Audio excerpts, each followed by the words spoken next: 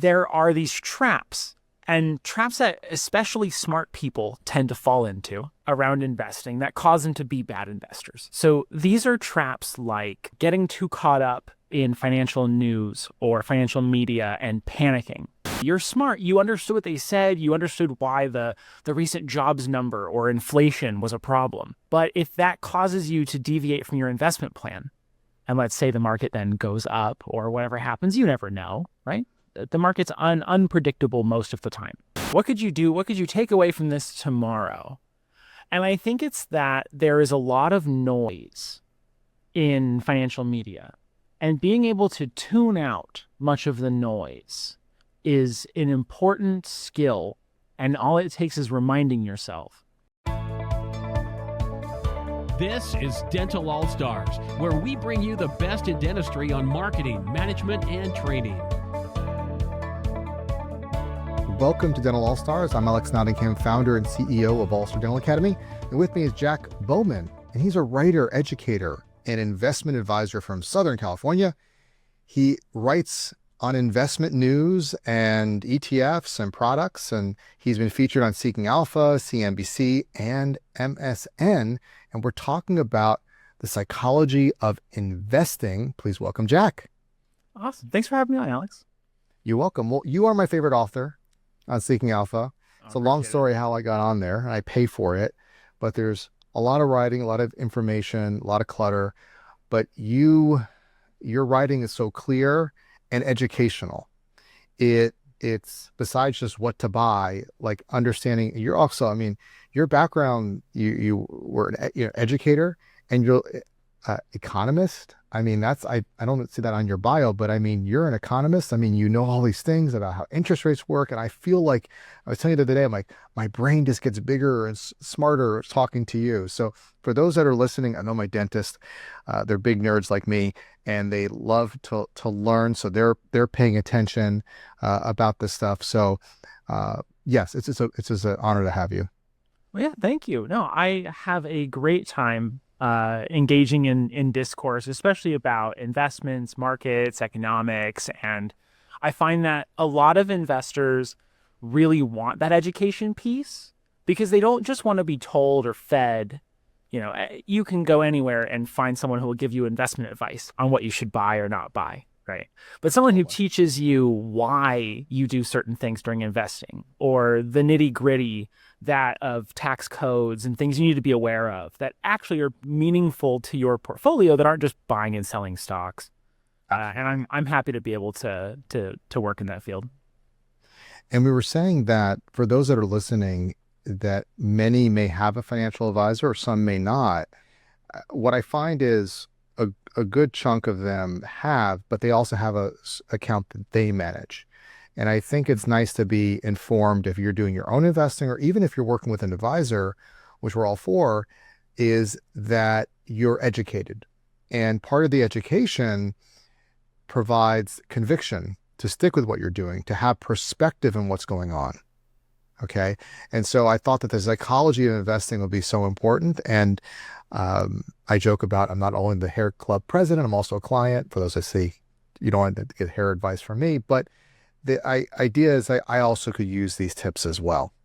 So when it comes to investing, what can make smart people, maybe that's me, okay, a bad investor? Yeah, I think that there's a misconception that being smart, even being educated about markets, makes you a good investor. But there are these traps, and traps that especially smart people tend to fall into around investing that cause them to be bad investors. So these are traps like getting too caught up in financial news or financial media and panicking, making bad decisions because of speculation you heard on CNBC. You're smart. You understood what they said. You understood why the recent jobs number or inflation was a problem. But if that causes you to deviate from your investment plan, and let's say the market then goes up or whatever happens, you never know, right? The market's unpredictable most of the time. And when it is predictable, the trade is so crowded that you can't make any money off of it, right?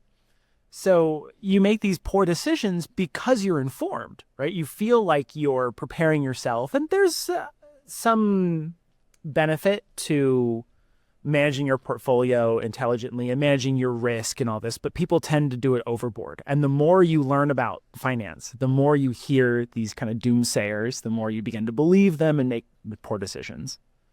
There's also an idea that like there's people who know a certain field or they know a certain trade.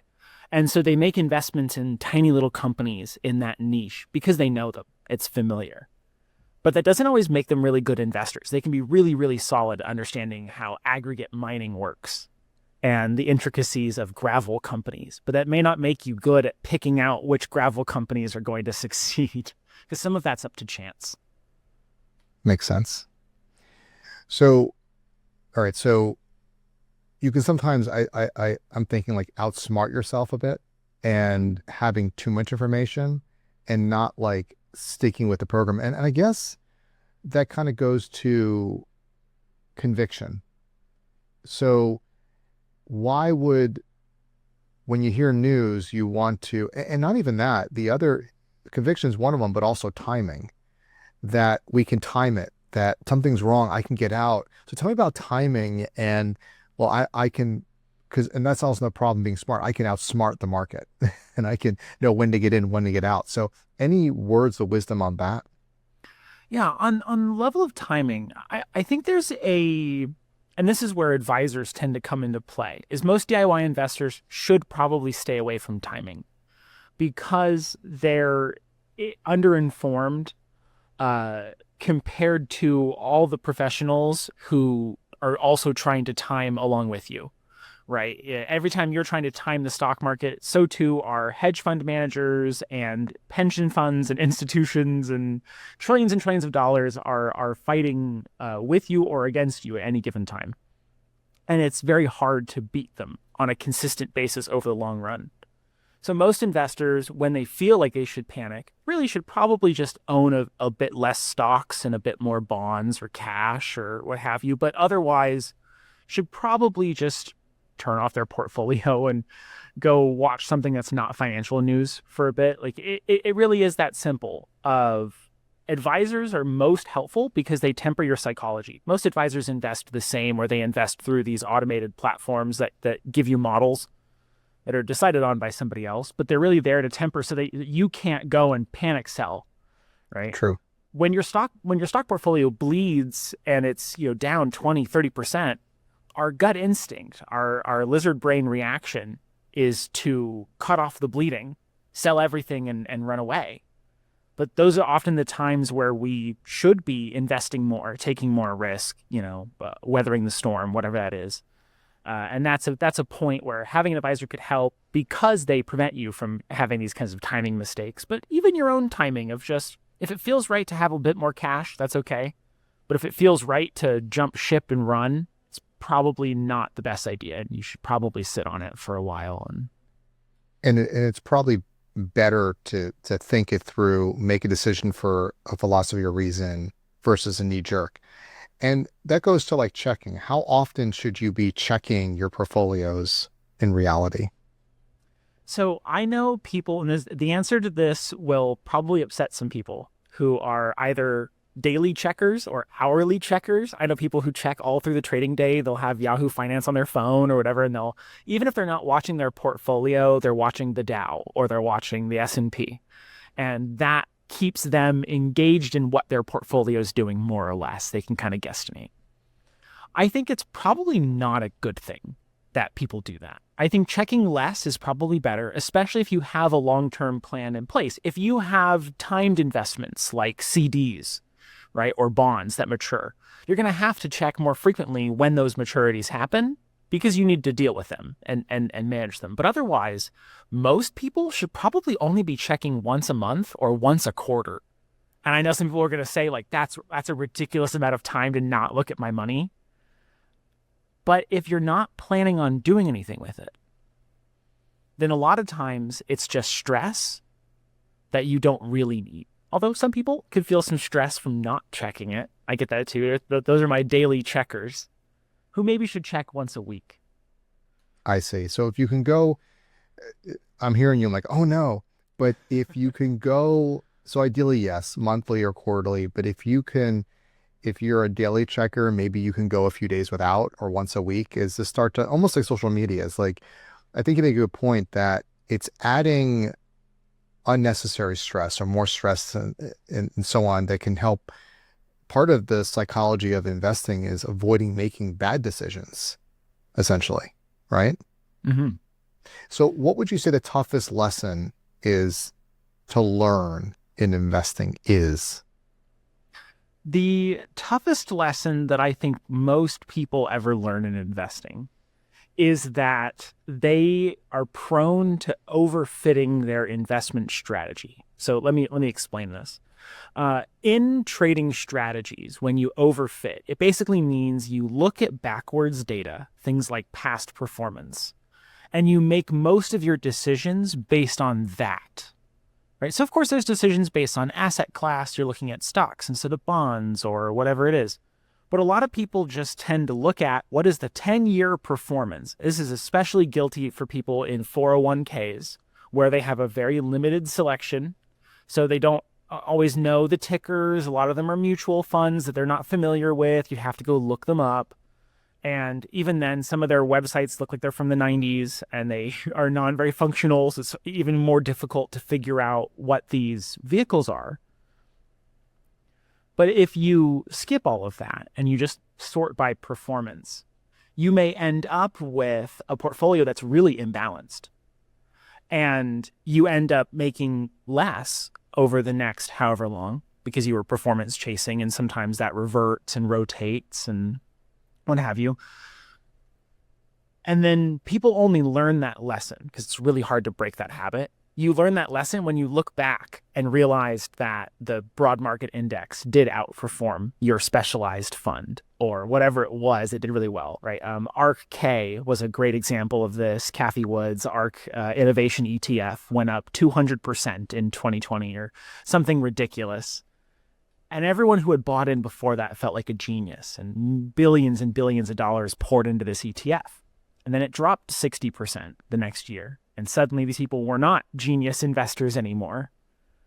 And that caused a lot of people to learn this tough lesson, right? Just because it went up doesn't mean it will keep going up. And choosing your investments by their performance is a poor choice. But it's a lot of people's choice. Well, we hear this a lot, and you remind us that like past performance is not a predictor of future performance. And when you unpack that, you have to understand what went into the investment. What are the macroeconomic conditions? And that's where I think it's helpful to know about in terms of constructing. But I mean, yeah, as you're speaking, I remember when I first started investing over 10 years ago, this was Vanguard, and I'd go look at funds and I'm like, this provided 8% and 12%, and this did 5%. Why would I invest in the one that's so low? You just think that doesn't make any sense, but you have to think about it. Depends on the timing of when you bought it, and then try to understand how it works. And I think the word of caution would be don't invest a lot in something you don't understand. So or speculative like Bitcoin, right? So it depends on when you bought it. Do you understand it? Do you have conviction in it? And what's an appropriate sizing of your portfolio in there? You'll also often write and advise that, yeah, you can go nuts with a small allocation if you want to play around with it. But we're not gambling here. That's not the point of investing. So what is a way we hear about diversity or diversifying, and that's like a golden rule, just like compound interest. So how do we diversify without overfitting or overthinking? Yeah, that's a great question. I think this is a very advisor answer of me, which I don't give a lot on my column at Seeking Alpha, but I do in my practice as an advisor. The easiest, cheapest way to get diversity is to own an index of global stocks. Right? Vanguard, Fidelity, Schwab, all these big players, they all have their own mutual funds, their own ETFs that cover the global stock market. It requires no understanding of any sort of like local foreign markets. You don't need to know what companies are big in Germany or China. You just need to own the index It does all the selection for you, and you're not going to be sitting there playing around with weights. Well, how much do I allocate towards developed markets like the first world versus emerging markets like the third world? And if you are someone who doesn't really follow third world economics, you may not have a great idea about how much you should allocate there. So let the market take care of it, right? Hold it at market weight. And those global stock funds are still 60% plus US stocks, right? So the vast majority of the global stock market's market cap is held in the US, even still. So even if you're diversifying globally, you're still a little concentrated, right? Here, you can't avoid it in investing. So basically buy the world market and have some, I guess that's your core of equities. And then you could always add some cash or cash like products or bonds to offset it. And that's it. And you determine like kind of, right? That's like it isn't rocket science, right? So you're saying that, and in most cases, when you work with an advisor, they're going to do something like that. So we would joke sometimes that if you work with an institution like Fidelity or Vanguard, they're going to put you in 100 things that really are overfitting. It's the same stuff, like mid cap, small cap, but you're still getting it just looks fancy. But at the end of the day, if you're buying, let's say VT, which is Vanguard's total market, there's no thinking. You have everything all in one package, or you buy the constituents and keep that at the proper weights. Just ignore it. There's not much else to do. And it's interesting as I do more and more research. So I used to be, and I've done videos that I was an S&P 500 guy, and I would have been very happy and still very happy if that's the only thing that I bought, right? Because it's most of the world market. But there have been times where it's good to have the diversity, where basically, because this goes to the macroeconomics talk too, that we will often talk about, is like, if you're buying the world stock market, you have bigger problems if this sustains poor results over time. It will eventually impact the economy and so on. So there is an impetus of the world to be productive and for the best to shine and money to be made, right? So there is, I would say that the world economy is too big to fail. You need, right? The US is too big to fail. And so the governments are going to print money, do whatever they can to make it happen. I mean, in a short, right, Mr. Economist? In some way, that's going to happen. Yeah, we have engaged in monetary stimulus in a lot of different forms in the US and around the world, and particularly in Western economies, in such a way that basically has kept our asset markets, housing and stocks and bonds, inflated.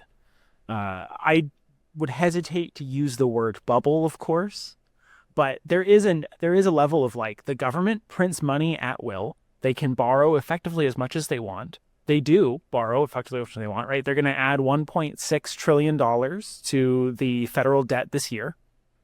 Whether you think that's a good thing or a bad thing may depend on your views on that. But for the most part, that money is being spent. It's being added to the economy. So it churns just alongside everything else, and that keeps asset prices high, along with just the productivity of people, right? As we get new emerging technologies like AI, it's making people more productive, in some ways more than others. I haven't found an incredible use for AI yet to modernize, revolutionize my workflow. But some people have, right? We're seeing a huge decline in junior software developer jobs because AI is able to code all of the little programs that were the result before. So that increases economic output and ultimately makes those companies more valuable. So let's talk about habits. Yeah. What would you say is the one habit that we can improve or help improve long-term investing? The most important habit for long-term success, other than tempering your psychology of just like not being someone who jumps in and out of the market, and this goes along with that, but it's consistency.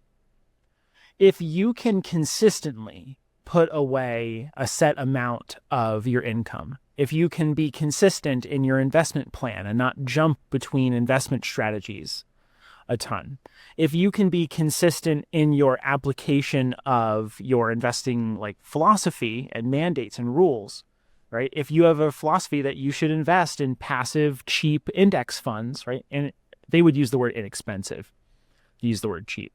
but low cost index funds, and then you find yourself sitting with an account on the side. Oh, I really want to buy AMD stock or Nvidia, whatever it is, right? And there's a time and a place. If your philosophy allows for you to have some money to sit around and pick stocks with, and it's reasonable and you're responsible with it, that's not a problem, right? Just like it's not a problem to take some money to go to the racetrack. If you take all your money and go to the racetrack, that's a problem. So there's a level of fun you can have, but for the most part, being consistent is so important, and especially being consistent in your philosophy and your actions with your portfolio are what keep your portfolio chugging along. That makes sense. So we talk about habit. What about behavior? Behavior. Mm-hmm. What would be, we're talking about the one behavioral change that investors can put into place to see better results tomorrow or the future? Yeah, better results tomorrow is the key here. What could you do? What could you take away from this tomorrow? And I think it's that there is a lot of noise in financial media, and being able to tune out much of the noise is an important skill. And all it takes is reminding yourself. Whenever you see statistics in the news, whenever you see graphs and charts that may look kind of scary or incite this kind of panic about the future of your assets, how much they might own. Of course, in the short term, I don't know. Maybe it will be harmful to the markets, right? They'll move around as they do. But for the most part, if you're able to remind yourself, this is noise, right? Give yourself some perspective. Here's some perspective. There was a headline earlier this week that was the BLS revised down 900,000 jobs. That's a huge number. That sounds economy shattering. That revision accounted for 0.6% of the jobs in existence, right? So we were off by less than 1%, and we revised that. If the headline was, Bureau of Labor Statistics revises down the jobs number by 0.6%, there's no panic. That's just noise, right? But when they make it the number, now it's a little scarier. And I'm not trying to say that job revisions downward is a good thing or what have you, but to note that there is some perspective to be had, and the financial media doesn't always offer it to you. So it's important to have that yourself. If you could do that starting tomorrow, the next big negative headline you see, remind yourself of some perspective. Look at the 50-year chart on the S&P or the 30-year chart on the S&P, and remind yourself that all those little dips, all those 1-2% down days that made you check your phone and feel bad about it, those are all long gone in the longer term perspective. And having that perspective, especially when it comes to news, is important. So our good friends at Oppenheimer, Julian and Barron, that they provide a lot of advisory advice and work for our company. They gave me a sheet I had next to my office that maximum S&P drawdown since 1990.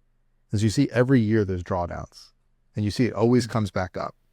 And so it's just, I like the mantra that you said, and I'll use it, which is just remember, noise. And as long as, I almost feel as a self-directed investor that when the markets do like these wonky things, it's kind of like a shakedown. Can you stay in, right?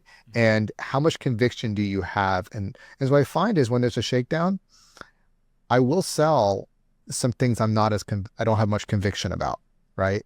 And then others stay put that I know this is what I believe in, and don't touch it. So I think it's good to know what you're investing in, you believe it. But really, like you just said, it's simple. And if I heard something really impressive from one of the YouTubers you recommended. It said, if you're going to invest in a different weight or something else in the market, that deviating from the world market, you have to ask yourself, do you know what you're doing, and what's your reasoning behind it? So I think that's something of great caution, of humility. But I appreciate the whole idea of noise. So a lot of our listeners are professionals, and they're busy. So tell us about rebalancing and how often, we know we shouldn't be looking all the time, but how often should we balance our portfolio? Now, rebalancing is getting the weights correctly. Now, if you buy one fund like Total World, you don't have to rebalance much, but if you do have multiple funds, how often should you rebalance them? Yeah, this is a great question, and I think it's a very functional question that doesn't get talked about a whole lot. The goal of rebalancing is to ensure that your weights in your portfolio, let's say you have a portfolio that's two funds, right? Stocks and bonds. So you've got one fund that owns global stocks, one fund that owns US or global bonds, and they move, right, in price throughout the year. And so every now and then you need to go back and adjust them back to those weights. Now, for some people, that's an annual task.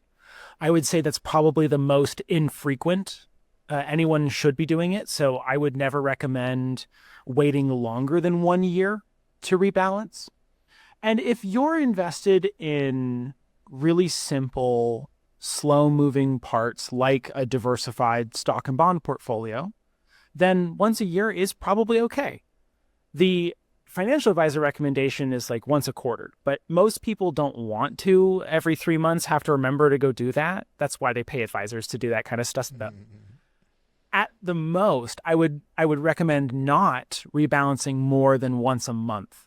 So I'd say that would be a little extreme, would be to do it more than once a month. And even then, once a month is probably too much for most people. So I think the goal for most people should be quarterly. If you can stand quarterly, that's probably going to lead to the best outcomes in terms of keeping you at target weights most often without consuming too much of your time. Annually, if you really don't want to deal with it, you're like, I know I'm going to miss those deadlines, so I know I'm not going to rebalance quarterly, then you might as well just make an annual plan, have 1 day a year, whatever your portfolio's birthday is. Well, you're known as like an ETF guru. Any ETF, you could also buy what are called target date funds. Yes. Right. Or funds like that already have stock and bond divisions. Okay. Like AOA, some that and so those you never have to rebalance. You buy one fund that has stocks and bonds, or you buy one fund that's target date, meaning as you get older, it shifts in its proportion to be more conservative near retirement, and then you never have to rebalance. How simple. Now, go ahead. I like the target dates a lot for this too, for the especially busy people who are like, I don't want to know what the word rebalance means. Like, please just keep it away from me. But I want a portfolio that works, right? Because we know we have to rebalance it. These target date funds are fantastic. They all have a target date, which is your retirement year. So if you're going to retire in 2050, then you would pick the 2050 fund, and it rebalances itself. Every year, it gets a little bit more conservative. It owns a little bit less stocks, a little bit more bonds, all the way up until your retirement year. And the Vanguard versions of the target dates get to 50-50 at the retirement year. So they're half stocks and half bonds. I don't know about the other funds, but Fidelity and Schwab both have their own target date mutual funds that follow those rules. That's phenomenal. And then I think about this, the word, maybe some don't know, but Jack Bogle, which is one of the founders of Vanguard, or the founder, there's these people called Bogleheads, right? And aren't those people, it's kind of like the philosophy we were talking about, right? Which is, because Vanguard was like instrumental in ETFs and simplicity, which is just stocks and bonds, right? Is that what it is, essentially? Yeah. Jack Bogle had a philosophy that was investing is complicated needlessly. And he believed that the financial advisor world was selling things that were like intentionally obfuscated in their complexity. So financial advisors would load you up with 30 to 40 mutual funds. They would have all kinds of weird names and asset allocation strategies and whatever it is. And at the end of the year, your portfolio performed about the same as the 60-40 stocks and bonds. So Jack Bogle says, well, why wouldn't you own one ticker? You can ditch the complicated financial advisor, and they're useful if they're managing your psychology, if they're actively managing in a way that's not just replicating the index, right? There's a lot of advisors that end up in this path. Yeah. And I agree with you. I think that this is what we talked about in the beginning about being a smart investor, making bad decisions, is that many of our listeners are very smart. They can get, okay, I buy the world, depends on, or I can offset it with bonds, fine. And I can do that. The problem is the trigger finger, the lizard brain. This is what we call the psychology of investing. The hard part is not picking the investment. The hard part is not panicking. And that leads to the last question. If the market drops 20%, what do we do, Coach? Coach Jack? Yeah. So I think the answer really depends on your situation. If you have a really long time frame in front of you, the answer is probably keep putting money into the market and keep your head down and see how much you can buy now while the prices are flat, right? The best gift that the market gave to Gen X was that from 2000 to 2010, in some of their more prime earning years, the market was flat. Now, of course, it had a huge roller coaster. .com bubble, which exploded twice, right? Once in 2000 and once in 2003. Then in the great financial crisis, after the housing bubble. But at the end of that 10 years, it was flat. But if you were buying that whole time, right, you were able to get those prices where the Dow was at 10,000 or around there. Your average cost would have been the average of that era. And then the next 15 years after that was pure explosive growth, where the Dow is now at 46,000, right? And so being able to stay consistent through those downturns is what led to a lot of the wealth creation that did happen. The people who won the most and who gained the most were people who were buying when it was down. Now, if you've got 4 years, 3 years till retirement, the market's down 20%, you need to know it could still keep falling. And so if you have a much shorter time span, then you should be conservative. And the way to avoid that, like the market being down 20% jeopardizes my retirement, is that by the time you have 10, 5, 3, 2 years left to retirement, you should be decreasing your stock exposure. So if the market falls 20%, that you're not totally overexposed to it. So the answer is probably buy for most people, unless you're really close to retirement, which case the answer was you shouldn't have been so in the market to begin with. Although there is some, like, this is why a lot of investors will keep a portfolio of bonds, so that during times when the market's down, they can sell their bond portfolio to shore up cash to live off of, instead of having to sell the stocks. It's one of the advantages of managing it outside of the target date, is you can choose which asset to sell. In the target date funds, you have to sell the whole thing to shore up cash. I think back to my best performance in the market, and it was up till like 2024 when I just didn't know what it was doing. I just totally ignored it, and as it keeps going up. But I think where I personally struggled is when I'm taking out and putting in and trying to time or dealing with the fear and psychology. So that's why I read the articles of guys like you and to try to shore that up. So for those that are listening, Jack, where can they learn more about you? Tell me where can people, and I'll put the links in the show notes. Awesome. Thank you. Yeah. So I write a weekly newsletter that's about the crossover of politics and economics and markets. You can find it at jackbowman.substack.com. It's called The Macro Obsession. And then, of course, if you have a Seeking Alpha membership, I write there almost every day. And by the way, just a little note, which is cool. I'm a member of your Substack, and I'm able to you have model portfolios and you give updates on the Substack, which is great. And it's really cheap. We shouldn't say cheap. It's inexpensive. It's affordable. Yeah. So for those that just cost. Yeah. And I think it's great for those who just want to be more educated. Like I said, I think Jack's stuff is a great complement to whether you're a self-directed investor or whether you're a or you have an advisor, just to stay informed with what you do. I know you do put a political stance. Some people may or may not agree with the political stance, but you're still, even with the politics, you're still very, which I appreciate, very respectful and as generic as possible, because we try to stay away from that stuff, is because it's very fiery. Yeah. But at the end of the day, it's about education. Yeah, in investing, it's impossible to entirely stay away from politics because Right. politics 'Cause it affects affects investment and it Sure. affects the the economy and economics. But I do try and keep it very much neutral in my tone a lot because I'm trying to inform people and I'm trying to make sure we're all on the same page, for better or for worse. Sometimes politicians make decisions that are objectively not good for the economy, and we need to talk about it, right? So.